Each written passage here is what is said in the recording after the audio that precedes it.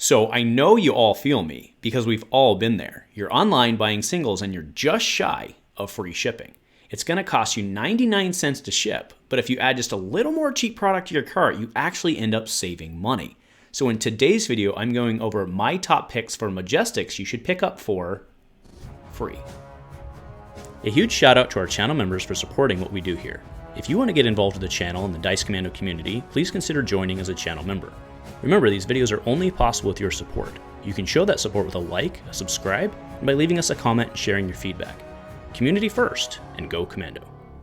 Hey there, Flesh and Blood folks. Welcome back to Dice Commando, and go again, a fabulous cast talking all things Flesh and Blood, and today we're talking those free cards. That's right. I know you guys have all been there. I've been there too, right? You're on your favorite single site, and you're just shy of whatever that mark is for free shipping. That's right. These are the cards you should pick up to fill out that cart. Now, reminder, my favorite single seller is Travis over at Fab Foundry. You guys know him. You guys love him. Go check him out. If you do, please use my affiliate link below. I get a small kickback from that, which helps me continue to buy that shiny, or sometimes not shiny, but playable cardboard. All right, so to set the stage for today's discussion, kind of show where my headspace is at, it's not just Majestics that are good but cheap. And it's Majestics that I think now are cheap, but are probably going to be useful. You could even say it to a certain extent speculative.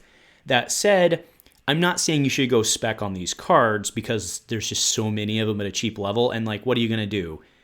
Make 100% on a 50-cent M? You know what I mean? Like, even if it goes from 50 cents to $2, that's not really life-changing money. So just to be clear, that's not what we're doing today, right? This is just, hey, I'm missing 65 cents in my cart. I'm missing 50 cents in my cart. What would be a good 50-cent card? A lot of times we'll go buy a foil common or something like that.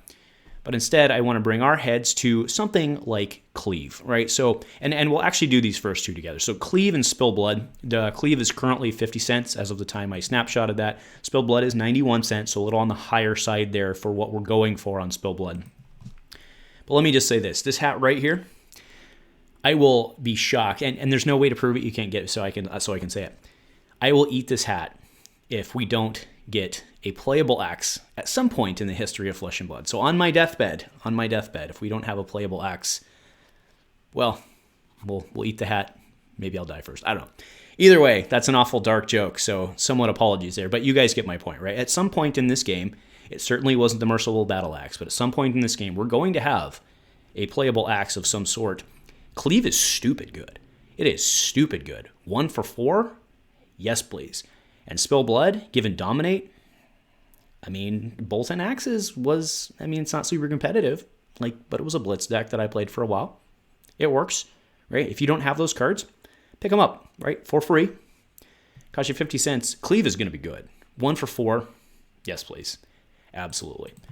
Right, next up is Valda Bright Axe. Now, this isn't one that's going to change your life or anything like that, right? But she is super fun. She's a super fun hero. And right now, she is 15 cents. 15 cents. If you don't have a Valda for whatever reason, pick her up. She's really cool. 21 health. Whether it be you play her in the future, whether it be something for PvE or just Jank Night or whatever it may be, for 15 cents, being able to do sifts and try that full thing with, yes, this next card, which again is kind of on the higher side of 99 cents, but Earthlore Bounty, and basically the two go together. You guys get it, right? But Earthlore Bounty is pretty cool. Just in the combo type stuff. It's a lot of fun to play with. I'm not saying it's super competitive, although there are decks out there that are competitive to use it. But if you don't have a Valda, if you don't have an Earthlore Bounty, consider picking those up. Throw them in that cart to get over your limit. Next up is Shadow of Ursur, whatever. Currently 39 cents on TCG Player.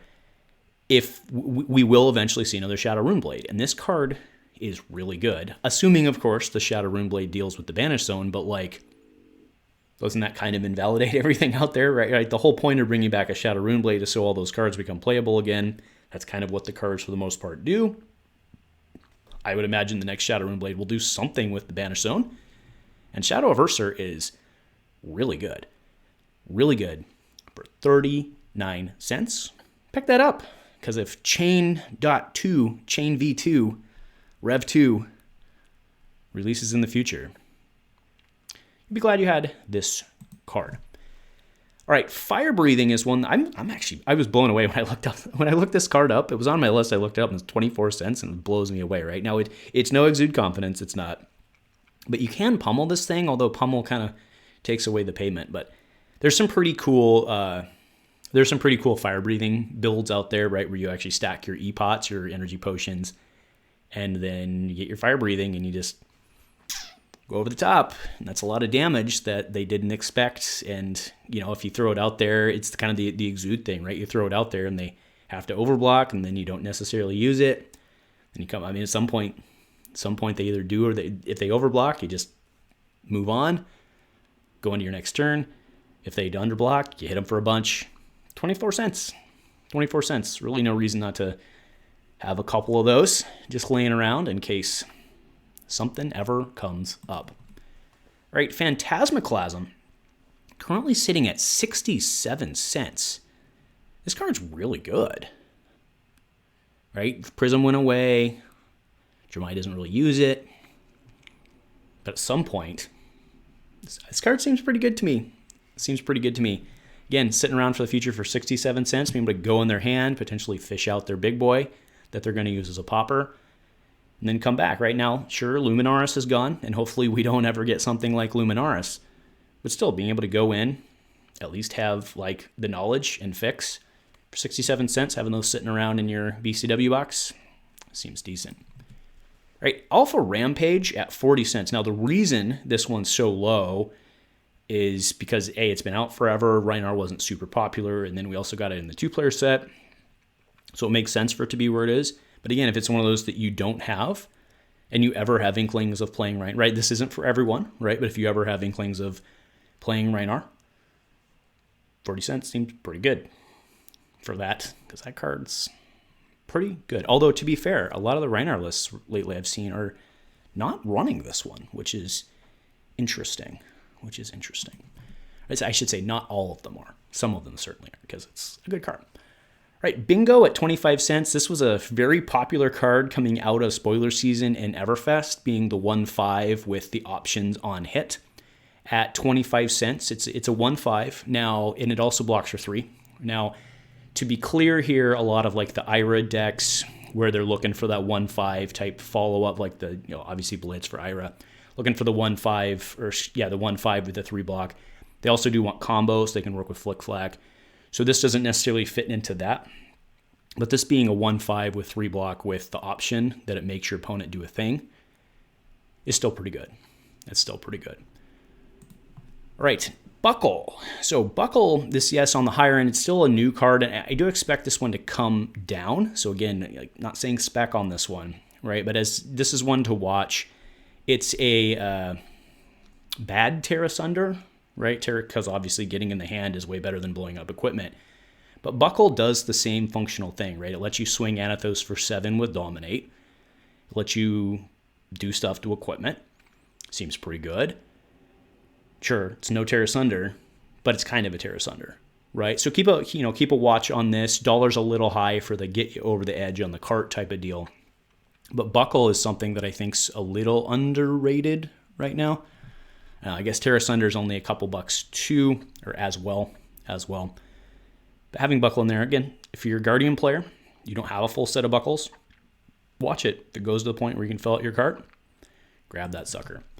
Right, Chain Lightning at 84 cents, and this is the black border version, right? I mean, again, I'm going all off black border here. 84 cents for Chain Lightning. The new Blessing of Aether, is like really fun into this one, right? Or anything that pumps going into this one. That's really neat. Wizard is very, very, very, very times 100 varies. Combo heavy at this point. But Chain Lightning is kind of a staple for Wizard. So if you don't have those and you think you ever might want to play Wizard, 84 cents, not too shabby. Invert Existence, again, going back to my argument on the Shadow Runeblade, this one was sometimes popular, sometimes not, back in Chane, but depending on who you were playing, it could absolutely do things, and it's a blue, and it could play from the Banish Zone to just pop. right? And do some Arcane at the right time because it's an instant. You can time it correctly. And just make sure that there's nothing, right? It's another thing in your banish zone that you can get out of there for free. Well, not for free, but you guys get it. Right, snag is something. So this card has a very interesting history. So this card was actually very expensive. I'll actually go back in editing and I'll put up the chart. If I don't know that I can go back that far, but I will see what I can do because TCG Player only lets you go back so far. But this card was actually very expensive during the Chane, during the OG Chane meta, where he was seedsing and rift binding, and you'd be able to snag to prevent rift binding from getting its pluses. And this card was super expensive, and now it's very not. And I think that this one could very much do the other thing again if the right hero came out, such that snag could become popular again. This card does something that not much else does right now in terms of being an instant, right? There's other cards that do something similar, but not quite the same, like you have to land a crush effect or something like that. And snag at 45 cents. Man, considering how expensive this card was back in the day, I mean, it was like 20, 30 bucks, I think. Maybe even more than that. I think it was like 20, 30 bucks. Either way, 45 cents now. This card seems like something that will be relevant on and off kind of forever. So I think having a playset of snags at 45 cents is not a bad decision.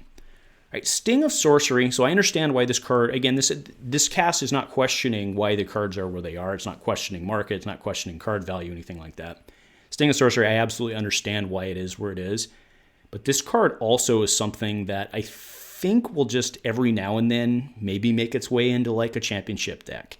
And then everybody will be looking for it. And then all of a sudden, instead of a 34-cent card, it's like a $3 card or something like that, right? And I think that's very worth. I mean, what this card does, make everything ping for Arcane. It's pretty good, right? And it's a non-attack with Go Again, and it's blue.